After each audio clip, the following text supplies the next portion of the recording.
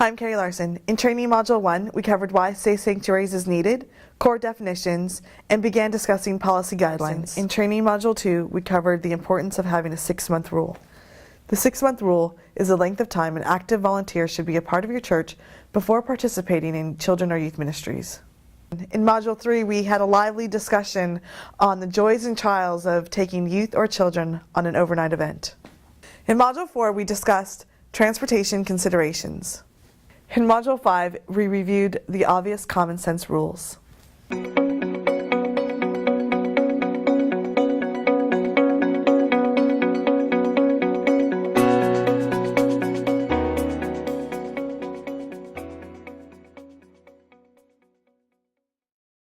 Okay, so let's talk about recruiting and screening. So this applies to both staff and volunteers. There needs to be these things. An application, which we've talked about. On the application, there needs to be 3 references. And then there needs to be a box or a clarification on what background checks you're doing. So there needs to be a, yes, I okay you to do a criminal background check. And if you're going to be driving, yes, I okay you to do a driving record check. There was a question about how often should you do these background checks. Safe Sanctuary says every 5 years, but I will let you know that if you're working with an insurance company, they say every 2. And again, that requires an additional pre-planning to build that into your budget, because that looks very different if you're planning out background checks once every 5 years versus once every 2 years. But you know, a lot can change in 5 years. I mean, the opportunities are endless for volunteers to have that change. Yes? You said Safe Sanctuaries requires in 5. Who was it that required in 2? Insurance. And you can check with your insurance company. I know Church Mutual, it may not say that it's required, but it's maybe a suggested every 2 years. And I would follow suit with that 2 years. That you know, just again, a lot can change in 5 years. And you don't want that to be a liability on you that you didn't check it from 5 years ago. And so again, that's when you start looking at your policy, you need to look at and answer that question. How often are we going to do background checks? So along with an application, 3 references, background check, driving check, they need to be Safe Sanctuary trained. So that's what I was saying earlier, is that they can't just turn in an application and be background checked. Because, or another thing that I see churches do is they turn in an application, their background check, and they're just given a paper that says, here's our policy. Right? That is not training. So training is taking the PowerPoint, and I'll make sure that whatever happened here, if that's affected on your guys' slides, I can send you an email.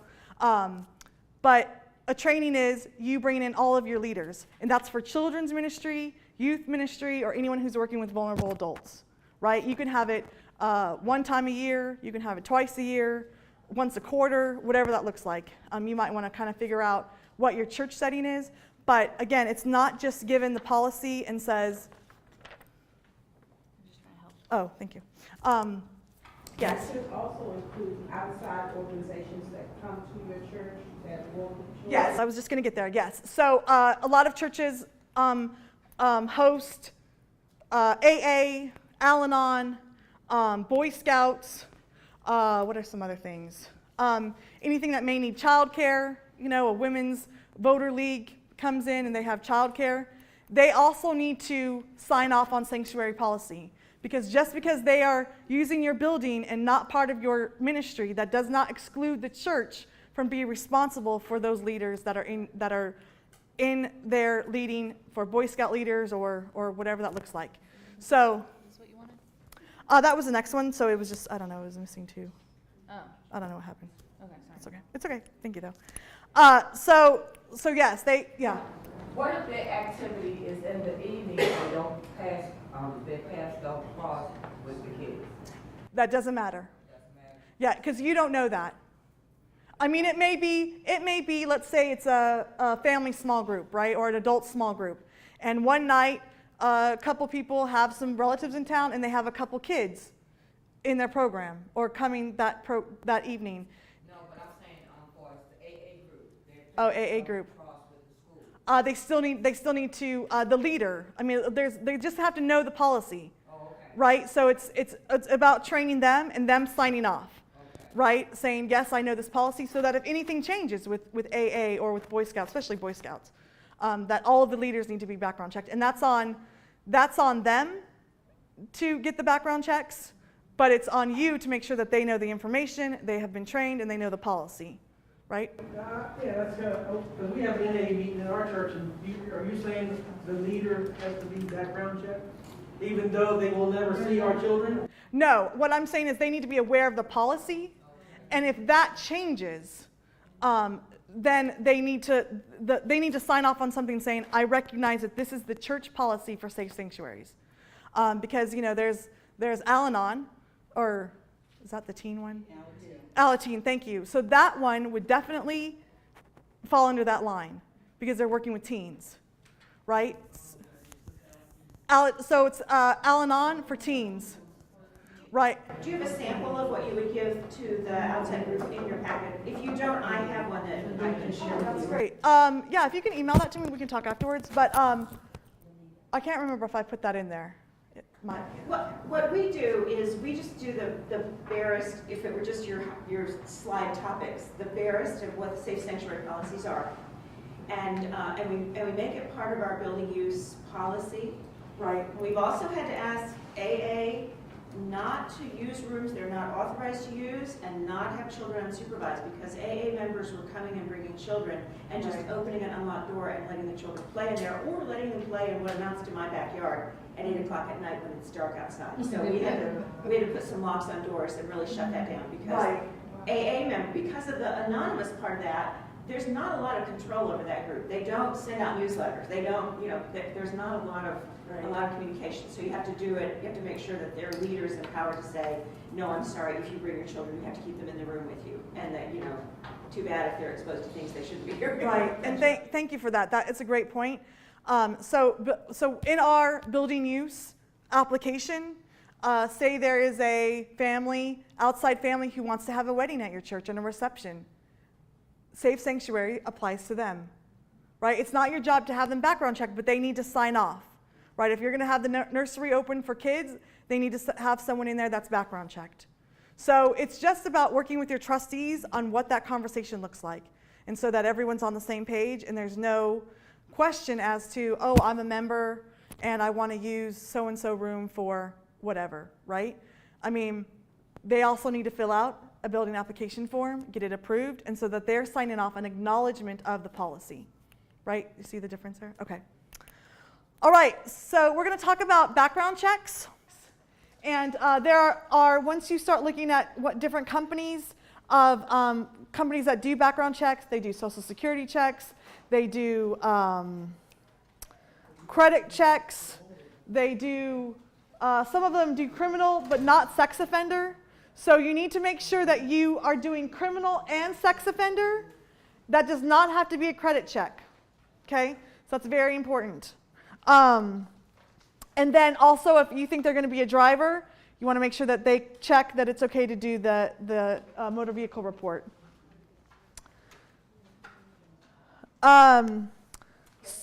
Yes? Suppose the driver is like a commercial bus driver. Do those people have to have background checks? So like you hire an outside company? I don't know that answer actually. I would guess that they have to have that.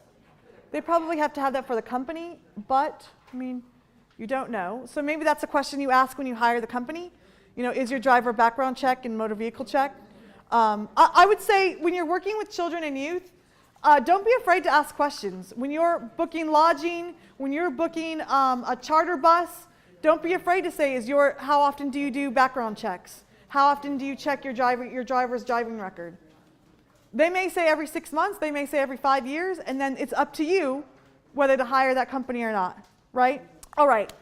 So background checks, again, it's not about a credit check. Now, I'm going to just share with you the biggest problem that we have in doing background checks is that we have a lot of our church members, and probably you guys the same, that are NSA workers, don't want to give you their social security number. I mean, that's probably the biggest issue, is they may not even work for NSA, but they don't want to give you their social security number. There is a part on the application that they need to write that down, and that is our biggest problem. I get so many papers back with a, see me, ask me, or a 0, under the social security number, and that's the only way you can do a background check. The way we have gotten around that is they must schedule within 24 hours an appointment with our pastor to have them either physically be in the office or physically, or be on the phone, not physically. But, NSA.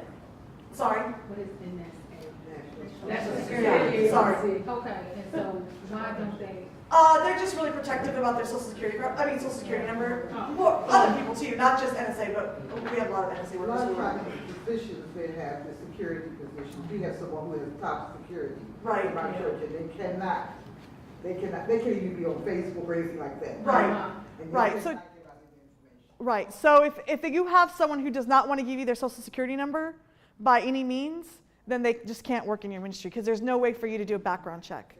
So you have to have their social security number. So it's, again, either by them coming into the office and typing it in, right? Or they're on the phone saying, can you type in my social security number? Most of our members come into the office instead of writing it on the paper. We suspect that some of our youth parents are undocumented. What do you do as far as allowing somebody that you cannot background check work and exposed to you? Does anybody can't- experience? Right. Again, another area that Safe Sanctuaries doesn't cover, but if you go back to the policy, they must be background checked. So, that's no longer your problem. Like you say, here's our policy, and you can just state your policy. We need a background check, social security number, and you can here's the application, here's the process, and it kind of leaves you off the hook because it's then their choice to say, I don't have a social security number, or that's not something I'm willing to do, and they don't turn in your paperwork, right? So that's a great question, So I want to talk a little bit about who does background checks. And this is important for all of the leaders in the room. There's a lot of times where how many of you are staff parish, in charge of staff parish? So this conversation is a lot for you. You need to, in writing your policy, figure out who does background checks. Now, I would recommend it is not you. You are a volunteer position, and you are dealing with sensitive issues. And so let's just say on the off chance that you get so what I'm talking about is that you're the one who files or types in the information for the background check, and you are the one receiving the report, right? Because there's a difference. There could be one person who sends it in, but there needs to be a different person who either receives by mail or by email a log of what that report is. I would say for liability issues, and this is, again, just me thinking, you don't want to be that person.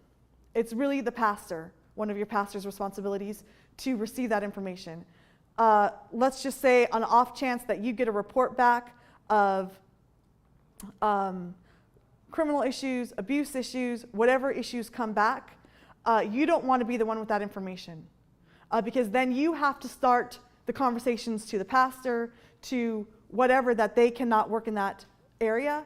And if that information gets out and that person finds out that information is out, since you are the one receiving that information, you are liable.